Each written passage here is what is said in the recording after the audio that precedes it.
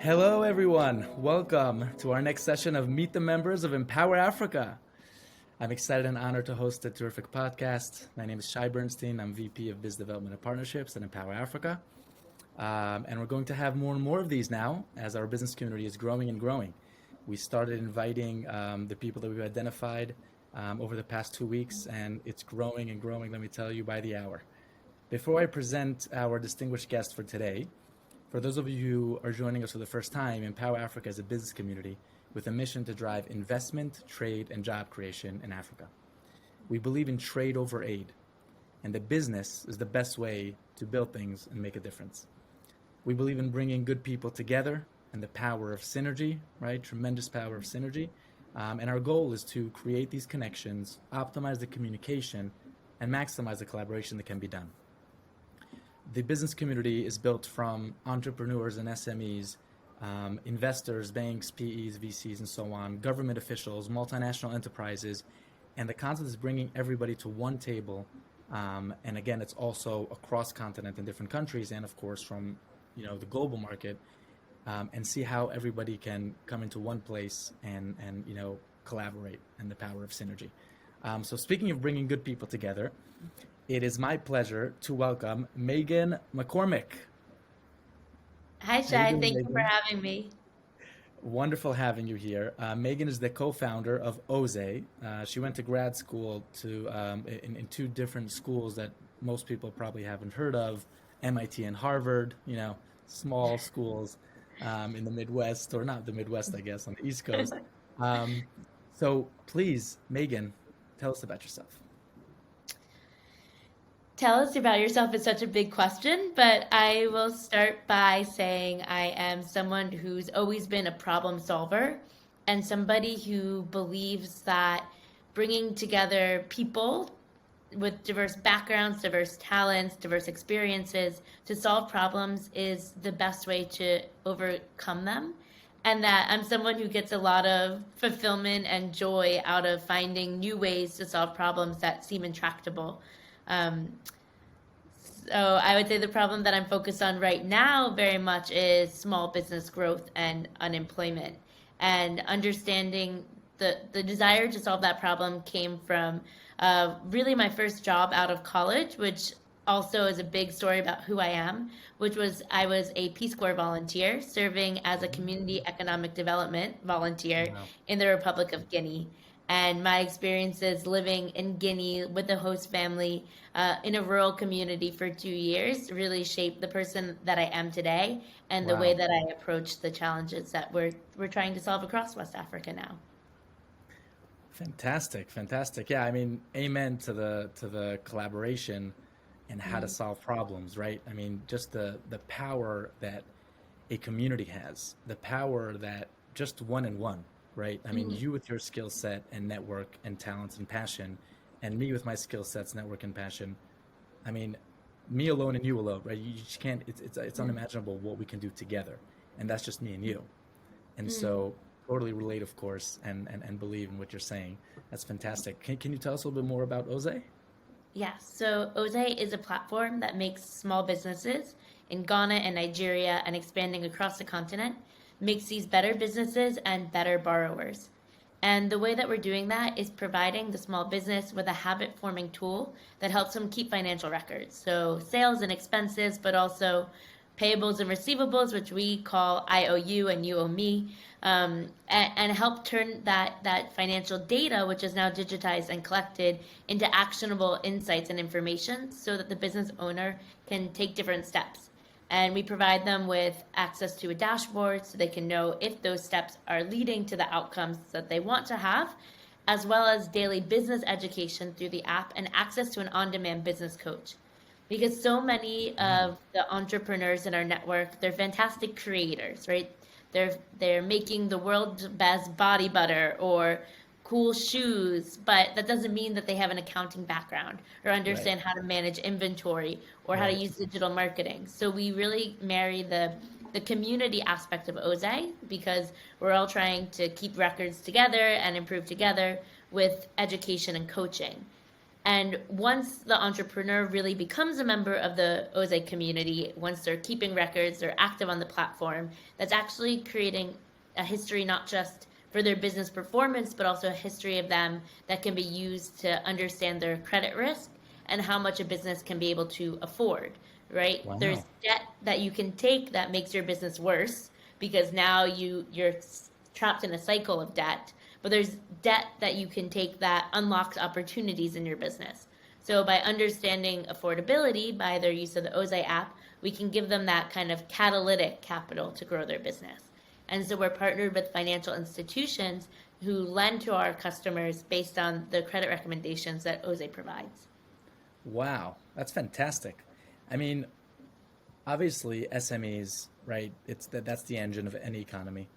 And Mhm. so it's so critical. But I mean, it sounds that even, I mean, what you're offering um, should be out there all over the world, right? I mean, even in London and New York and SF. I don't know if this exists, but the fact, of course, they're doing it in Africa is incredible. And so you're saying that it's not only helping them with the day-to-day, expenses and putting all that together, but you also help them get a specific coach or mentor and get more education content, right? In other words, how they can just improve as business owners. Yeah, so if we think about, nothing like OZE exists out in this world, but we like to think about the tech stack that a small business owner has access to. So if you Wow. think about a small business owner in the US, they are maybe, using QuickBooks to do their accounting. Right. They maybe have a Shopify store to do e-commerce. They can, through QuickBooks, get a loan or even just go to a bank and get a small bank loan. So they have access to all these different tools. In Ghana and more broadly across Africa, the tech stack is a smartphone, cash, and a notebook. Hmm. And that's why there's such an opportunity to build something like OZE, because in more advanced economies, this tech stack exists, and each person is putting a little piece into that layer. Right. But in Ghana and in Nigeria, we're able to build that really from scratch and create something that fits together magically so that each effort that you put into keeping your records is unlocking something else elsewhere. And that's why we're able to also provide this, access to capital. You wouldn't necessarily need it in a market like the US where a business can have a credit card. But Right. here we need it. And my background's in human-centered design. I was a consultant at one point in my life, and we did a lot of co-creation, obviously with the small businesses, but also co-creation with financial institutions. And they Right. said, yes, known problems around impossible to assess the performance of a business that doesn't keep records.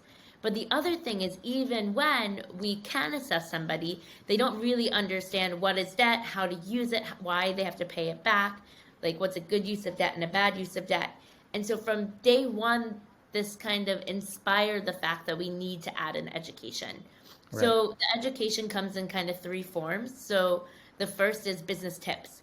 So I know traffic can be killer in these markets. You're sitting in the tro trying to get home, and you get a push notification from OZE that's teaching you a small business tip. Each week we pick a theme, and each day we address a small thing on that theme. The Wow. second way is the OZE Business Coach, who you can chat with via WhatsApp, via chat inside the app. And if you need some like more conversation, you can also call them. And then the last way is business seminars, where once a month, OZE entrepreneurs, they used to be in person. They switched to Zoom, obviously, because of COVID. But now that our community is really spread across the region, they'll probably stay on Zoom and Facebook Live. And this is where we bring in other outside experts and mentors who can come deliver expertise to our users that we don't have inside of our team. So that's kind of the three ways that we provide education. And we're really seeing, anecdotally, customers tell us, oh, I learned this through a tip, or I learned this at this seminar, and now my business is stronger. But we're also seeing that play out in their data because we're having access to their accounting records. We see that 97% of businesses that are active on OZE are growing profitable or both. And we know that's not just from record Wow. keeping, but the fact that they're also getting access to education, customers, and finance. That's fantastic. Wow. And I mean, I'm just curious, what brought you to the Peace Corps? Huh. I there's like the answer and then there's like the answer. So I interned at a company called the Monitor Group. If people know who Michael Porter is, it was his consulting firm. And they had done a lot of work for Teach for America, which is a big program, nonprofit, non-governmental Right. program in the United States. And so on the last day or the last week of our internship, they brought in Teach for America and said, anyone who gets an offer from us, you can go to Teach for America, we'll hold your offer and you can come back. And so I just kind of raised my hand and said, well, what about the Peace Corps? And they said, yeah, sounds great, go ahead. So I ended up applying and going into the Peace Corps. And the kind of surface level was that working for that consulting firm, I was really interested in their emerging markets practice. But, what is a girl from the suburbs of Philadelphia who's like never spent more than maybe Right. 2 weeks in an emerging market going to be Right. able to contribute? So I said, let me go get some real world experience. But I guess the deeper answer is like, then when I told all of my childhood friends, like, this is what I'm doing after school, they were like, yeah, you've been talking about joining the Peace Corps since we were like 10 years old. So apparently was something Wow. kind of deep inside me. And like you mentioned, I've gone to great schools. Those were after the Peace Corps, but my parents invested a lot in my education. And I was able to go to top schools, to learn, to have internships. And I thought, I it's only kind of right and fair that I share some of what I've learned with people who wouldn't have access to those same kinds of educational opportunities. So Wow. I'm very career driven, so there definitely was a career motivation, but there also was kind of a motivation to share what I was born into getting by nothing that I had done. Wow. Wow. That's inspiring, Megan. That's great. Yeah, I mean, I think that many times there's just something kind of, I mean, different religions and people could also translate it as, like your spirit and your soul, but I think that many times you just have something inside you, so to speak, right? That it's not even conscious sometimes that we talk Yeah. about it with our friends, and there you go, right? People say, "What do you mean you've been mentioning this or something along the lines of Yeah. this since you were 10?" That's amazing. Wow. Okay. Fantastic. So what would you be looking for, as co-founder of Oze, um, in the Empower Africa Business Network? How can we help you? Who would you like to meet in the business community? It's really great to be a part of a community that has financial institutions and small business owners, because those are really the two sides of the coin that we partner with. So for any small business owner, actually you can use Ozai anywhere in the world, although the add-on services like financing are just available in Ghana and Nigeria. Um, to use the app, to let us know what you think, to give it a try. And Hmm. especially if you work with a network of small business owners, help us reach those business owners. Even if it's not one of our core markets in Africa, we're working with entrepreneurship organizations in Zambia, in DRC, in Guinea, to bring Oze to places where if we were just doing like a profitability checklist, we might not go after it on our own. So if you're a small business owner or you work with small business owners, please, we'd love to bring Oze to you. And then if you're a financial institution who is sick of sitting in board meetings saying, we don't make money from trading back and forth these 10 corporate clients we have in our market, we have to lend to SMEs, but we don't know how to do that profitably, Wow. we're your solution. Okay. So reach out to us. Okay. Okay. Fantastic. So two things. First of all, before we wrap it up, Mm. and we hear your quote or saying that you resonate with,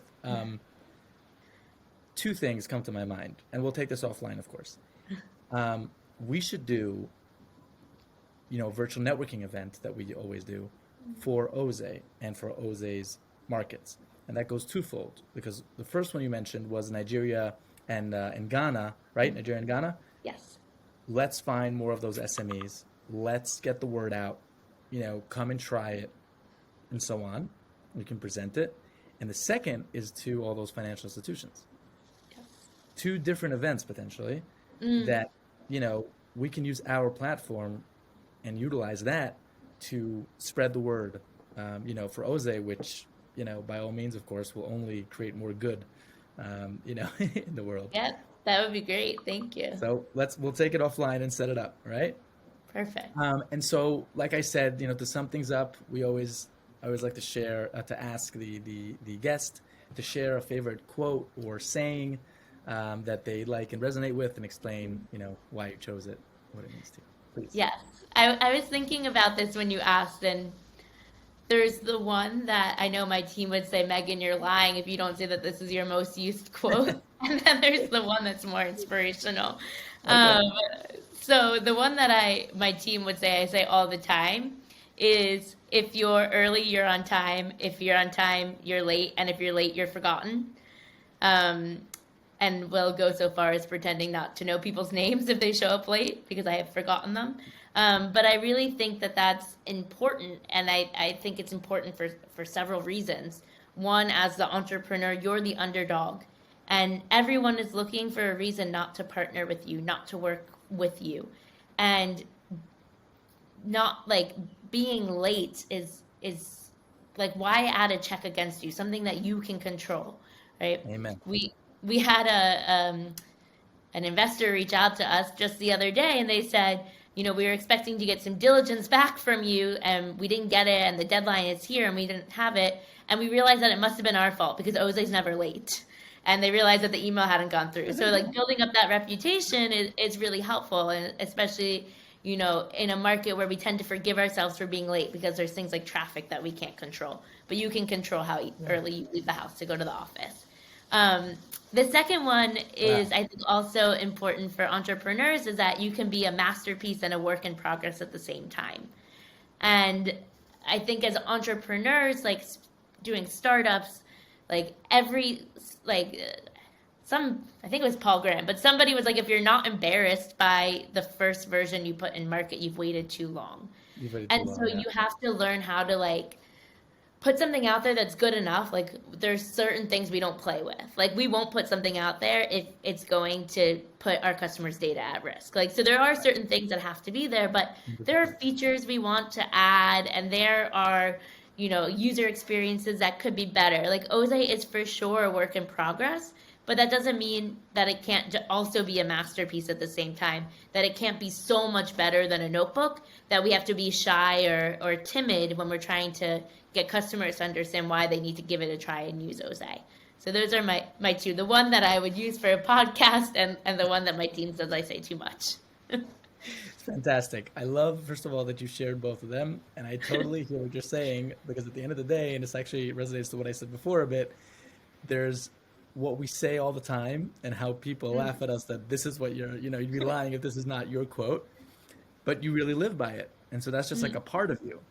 And that's why I like that what you said is that this is one that, they say that I'm lying, but then there's another one that I use for inspiration, and I think they're both equally inspiring and important, just for like a different kind of level, Yes. So thank you for sharing that.